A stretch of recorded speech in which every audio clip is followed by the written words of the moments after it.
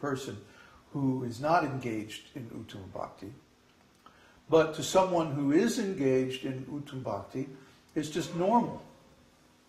It's actually the normal condition of the human being, the normal condition of the spirit soul, to be engaged in activities only to please Krishna.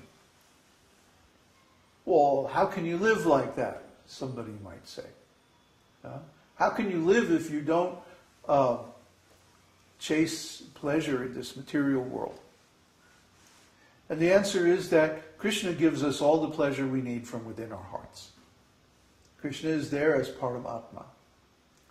So when we act simply to please Krishna with no thought of pleasure for ourselves, Krishna reciprocates by giving us transcendental pleasure from within. And from without, he also acts in such a way as to support his devotee and protect his devotee. Remember last week we discussed, we had just spent $500 on incorporating, getting a non-profit corporation. And I said, I predict that soon that Krishna would replace that money. Well, he's already replaced over half of it. You see? So we don't worry about money. We don't worry about collecting donations. You'll never get an email from us, please donate. Starving devotees in Chile. If we really need to, we can work and earn money. We're not, complete doofuses in business. We know about these things. But the point is, Krishna is protecting us. And he's inspiring people to give to us. And that's his reciprocation for our devotional service. Do you think we're just sitting here collecting donations and laying around getting a tan or something? Going to the beach. It's nice and hot now. If you go to the beach, it would be very nice. But what are we doing?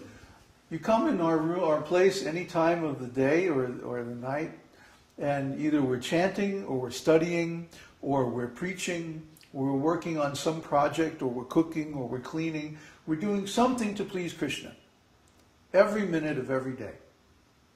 Day after day, 24 hours a day. That's Uttama Bhakti. That's pure devotional service. We're not engaging in any sinful activities. We're not engaging in any sense gratification. So you might say, well, that's so austere. How can you live like that? Well, all I can tell you is that Krishna is giving pleasure from within. And this pleasure is so profound and so satisfying that we don't need any of these external pleasures. This is Krishna consciousness. This is the actual nature of the soul. You see? Just like, let's say, suppose your nature is to be a musician. Or an airplane pilot, or anything. But according to circumstances, something prevents you from doing that. And how are you going to feel? You're going to be miserable, right? Let's say the whole joy of life for me is playing music, which at one time it was. So I can speak with a little bit of experience here. Then let's say something prevents me from playing music. This actually happened. I had a car wreck. That's how I lost all these teeth. I had a car wreck when I was 19 years old, and I couldn't play the flute, which is my main instrument, for, I don't know, about 6 months. It was pretty miserable. So if you are getting a great deal of enjoyment from something, and then all of a sudden you can't do it for some reason, you feel really restricted, really, held back from your purpose in life. So as a spiritual being, our purpose is to serve Krishna, to serve the Supreme Personality of Godhead. And if we can't do that, or if we don't do that, or won't do that, we're going to be miserable. We're going to be miserable just like a musician that can't play music, or an artist that can't paint, or anything like that. Because that's our real nature. That's our svarūpa. our eternal identity is already there. It's not like we have to create some new identity. No, our eternal identity is already there, but we have forgotten it. We've forgotten it because we have become entangled and attached to this Maya, this material energy.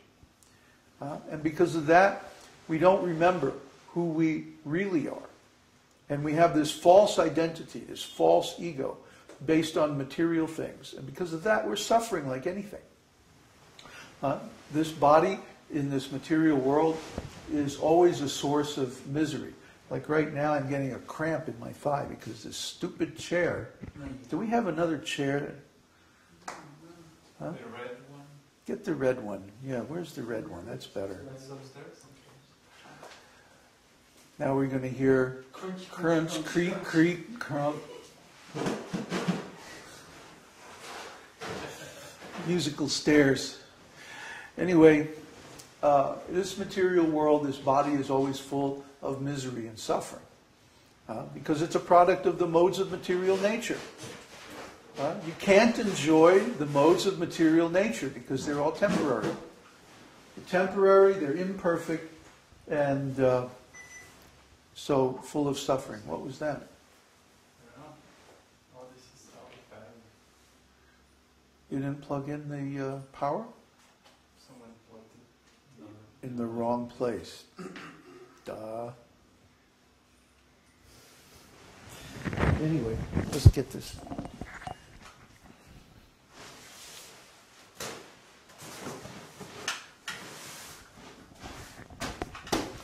I don't know if this one's any better. Let's try it. That's a little better. Temporarily, anyway. Everything in this room is temporary.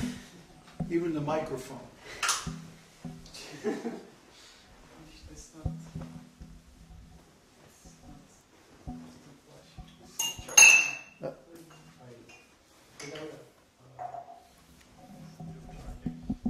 So as you can see, this is a totally professional operation.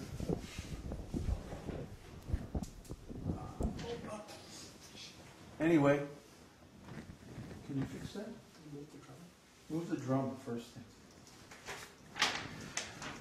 The material world is always a place of suffering because it's not our real home. That should go out in the sun anyway. It's not our real home. And this body is not our real identity. So how can we be happy here?